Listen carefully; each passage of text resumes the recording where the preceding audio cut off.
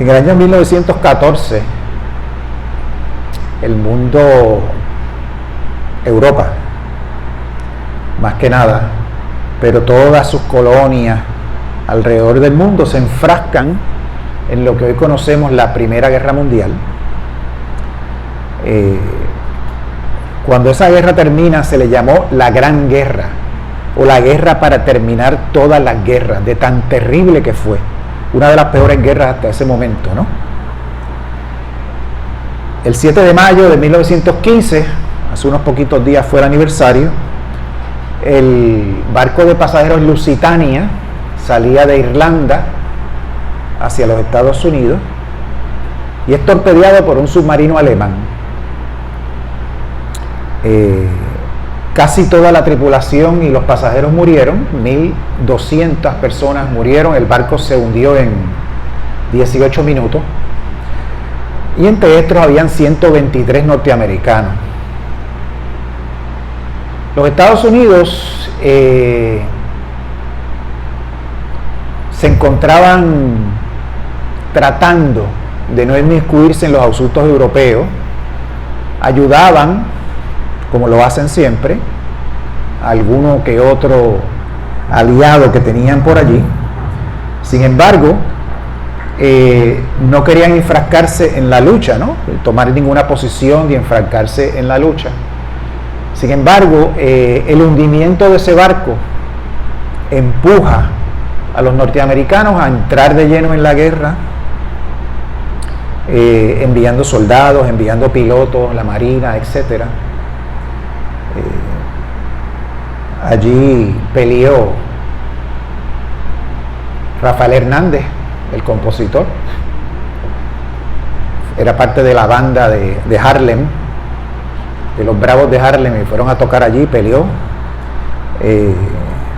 Pedro Albizu Campos también fue reclutado para luchar en esa guerra. Y el doctor Ashford, que se encontraba viviendo en Puerto Rico, que tan buena labor estaba haciendo aquí, también se ofreció de voluntario a ser médico durante el conflicto, y sus memorias hablan de manera terrible de sus experiencias allí en el frente de batalla. Ese mismo año, en agosto, Charles Fillmore escribe un articulito que se llama Paz, paz cuando no hay paz. Yo obtuve el artículo de una página de internet de un muchacho que se llama Mark Hicks, que escribe sobre Unity, tiene una página muy buena de metafísica. Y Mark Hicks está hablando de que no fue el momento más brillante de Charles Fillmore, porque Charles Fillmore escribe el artículo con mucho coraje. Está molesto por lo que está pasando, aparentemente se pone ansioso, y Hicks dice que la ansiedad muchas veces nos hace hacer, decir, escribir cosas que después pues nos arrepentimos. Y nada, yo no le hice caso a Hicks, yo fui y leí el articulito de Fillmore, y me estuvo lo más interesante, y me estuvo bien apropiado y hasta profético por las cosas que sucedieron después. Y estamos tan cerca ahora mismo de un conflicto de escalas mayores con todas las cosas que están sucediendo en Ucrania, en el Medio Oriente, etcétera, que yo creo que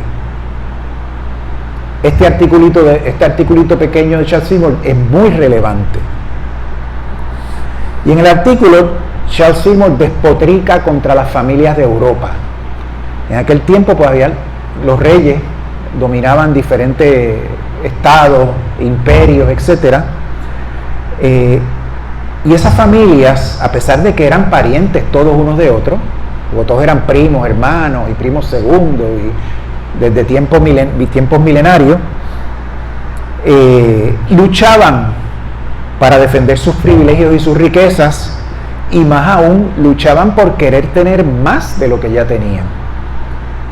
Y llevaron a Europa al desastre de la Primera Guerra Mundial. Eso lo dice Charles Fillmore en su artículo, estoy citando, ¿no? Ahora que estamos tan cerca de un desastre similar, porque las redes sociales nos hacen emocionalmente una sola familia. Por lo tanto, todo lo que sucede en el planeta, en términos de política, economía, guerras, conflictos, etcétera, es bien relevante porque nos afecta directamente a todos nosotros. En aquel tiempo, pues en lo que llegaba la noticia al periódico, filtrada, editada, censurada para defender los intereses de los dueños del periódico, que estaban también acoplados con los intereses políticos y económicos de la nación que fuese. Hoy en día te llega la noticia cruda, sin filtro, mientras está pasando. Por lo tanto, tenemos esa ventaja por un lado y desventaja por el otro, ¿no? Porque nos afecta emocionalmente. En el artículo, Charles Fillmore habla de cómo llovían las peticiones de oración a Silent Unity para la paz en el nombre de Cristo, y la gente pedía que se orara por la restauración de los valores cristianos en el mundo entero. Charles Fillmore veía las peticiones con simpatía, pero él aseguraba en su artículo que jamás habría la paz que se pedía hasta que se corrigieran los errores profundos que habían en el pensamiento humano. Y él dice que para el sanador metafísico, la sanación permanente nunca se logra hasta que la causa mental de la enfermedad se remueva. Podemos lograr la impresión de salud, según Fillmore, pero la cura total no, porque el fin del sufrimiento no se va a dar hasta que el pensamiento pecaminoso, entre comillas, sea descubierto y tratado de manera apropiada. Y debemos recordar que para Unity el pecado no es una transgresión, el pecado no es como lo es para los hermanos cristianos, el pecado es simplemente alejarse de la divinidad, fallar el tiro, salirse del camino. Siempre se puede volver, siempre se puede practicar. O sea que tampoco lo tomen como que es algo terrible, que todo el mundo va para el infierno y ya está. No es así. Fillmore cita los escritores de la época en su artículo, y está citando a un escritor canadiense que escribe lo siguiente: las familias europeas luchan entre sí como bestias feroces infectadas por la rabia. Y menciona a las familias, los Hezbollah, los Saboya, los Habsburgo, los Romanov, los cuales todos eran familia, todos estaban emparentados, pero decidieron que cada uno quería agarrar más dinero y tener más poder sobre los demás, llevando a millones de patriotas engañados a morir por su causa. Toda esa gente que muere en la guerra, todos esos soldados están engañados por esta familia, porque los reclutan para la causa de ellos mismos, inventándose el cuento de la patria y la bandera y el escudo, cuando en realidad el interés de las familias era tener más dinero y más poder. Charles Fillmore dice que el metafísico ve los pensamientos de avaricia y egoísmo de esas familias acumulados por generaciones, porque eso no fue una cosa que comenzó en el 1914, eso venía de generaciones, ¿no? Desde las tribus de los varones ladrones y luego las naciones enteras, donde el crecimiento de su riqueza y su avaricia era la canción de fondo de la historia. Y Charles Fillmore dice que no podrá haber paz duradera hasta que la separación entre los hombres y las naciones sea eliminada de la conciencia humana. Duramente, y aquí es donde Charles Fillmore de verdad le da coraje, me recordó mucho al pasaje de Jesús en el templo cuando está con el látigo removiendo los mercaderes. Dito que el mensaje no era que le estuviera cayendo a los pobres mercaderes, que también eran víctimas del sistema, ¿no?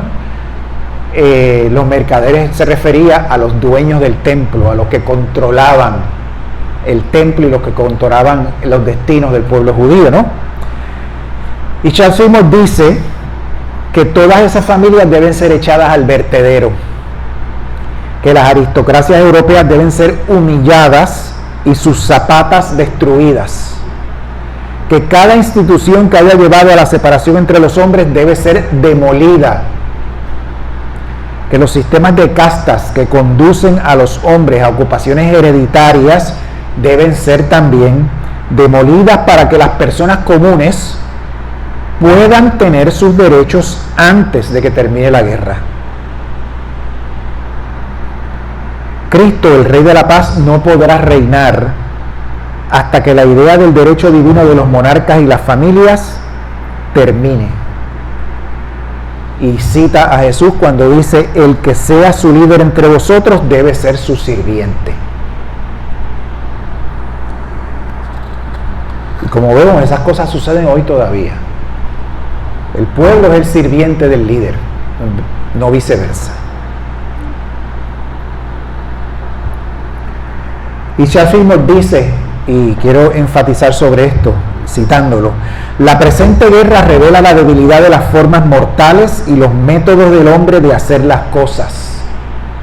Sus armadas se hunden, sus ejércitos muertos llenan la tierra, y los vivos están como topos escondidos dentro de ella, haciendo alusión de los refugios antiaéreos y todas esas cosas, porque es la primera vez que se usa el avión para bombardear civiles en las ciudades durante la Primera Guerra Mundial. Y hago énfasis en esto: la gloria de la conquista se disipa, los financieros verán la bancarrota y la ruina para cada nación envuelta. El fin será la rebelión del pueblo contra sus líderes, revolución y agotamiento. ¿Qué sucede después de la Primera Guerra Mundial? Se termina en 1918. Después viene la época de los años 20, que era un vacilón para todo el mundo, la bebida, toda esta cosa, menos en los Estados Unidos, que prohíben el licor. Pero ¿qué pasó después de eso? Los victoriosos humillan a los derrotados, pero de una forma terrible, dando pie al fascismo, dando pie a la Segunda Guerra Mundial, que fue más terrible que la primera, dando pie a la xenofobia, a un racismo terrible donde se eliminaron poblaciones enteras de millones de personas, como los judíos, los gitanos, los retardados mentales, etcétera, en la Alemania nazi. Viene el debacle de la caída de la bolsa de valores y la Gran Depresión en la década del 30.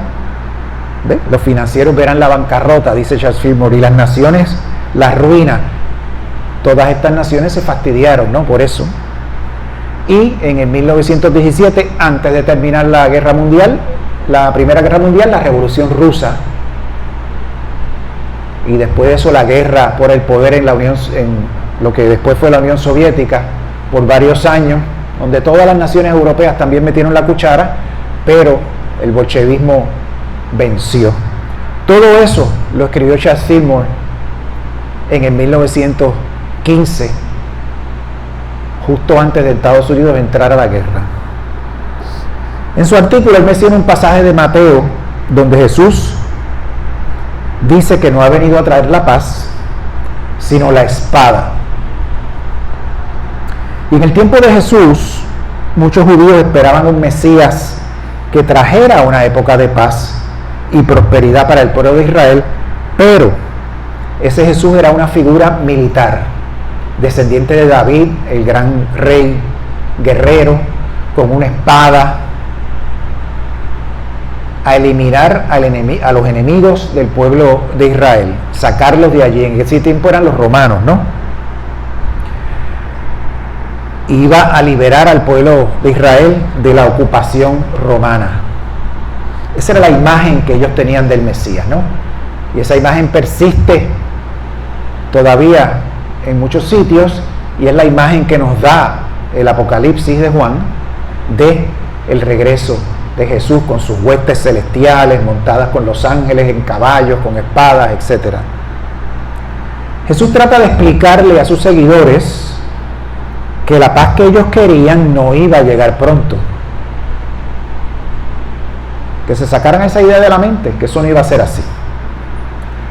Y cuando él habla de la espada, en realidad están usando en las escrituras una palabra griega que es machairán, Esa es la espada. Y el machairán era el cuchillo largo que usaban los pescadores o los carniceros para separar las diferentes capas de carne de los animales. No era una espada guerrera, era un cuchillo que se usaba para limpiar los animales y separar las capas, la piel del músculo, etcétera, ¿no?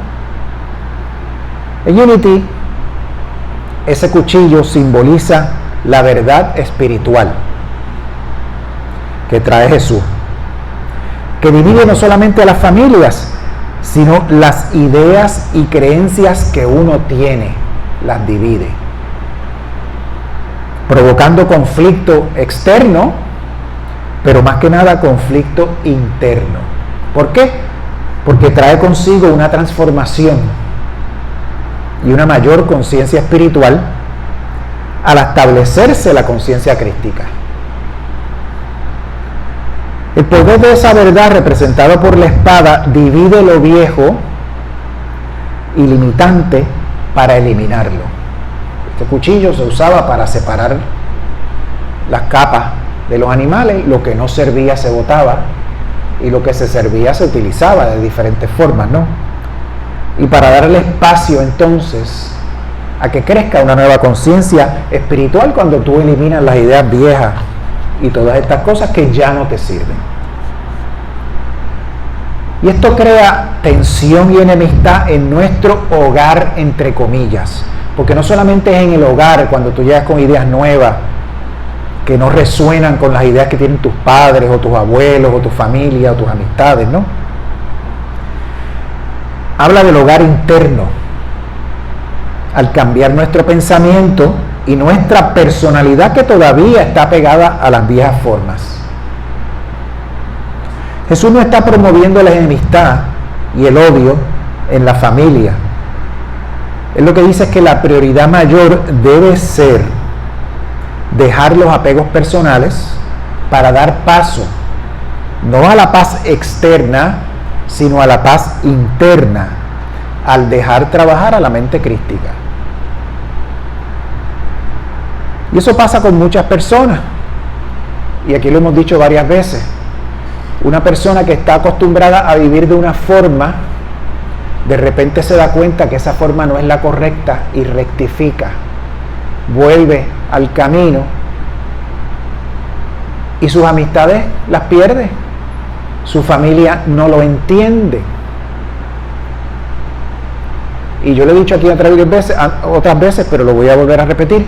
Yo tengo una amiga que su esposo, el papá era un alcohólico, era ingeniero, era un alcohólico y toda la vida él bebía tanto que no podía trabajar. Y la esposa era la que se encargaba de mantener la casa, de pagar las cuentas. Ella era la figura central de la casa, ¿no?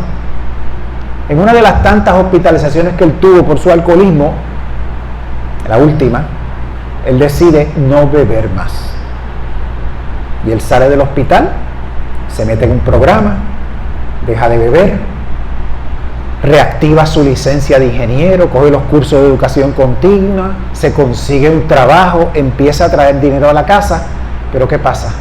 Empieza a meter la cuchara en las decisiones. La esposa no lo toleró y lo dejó.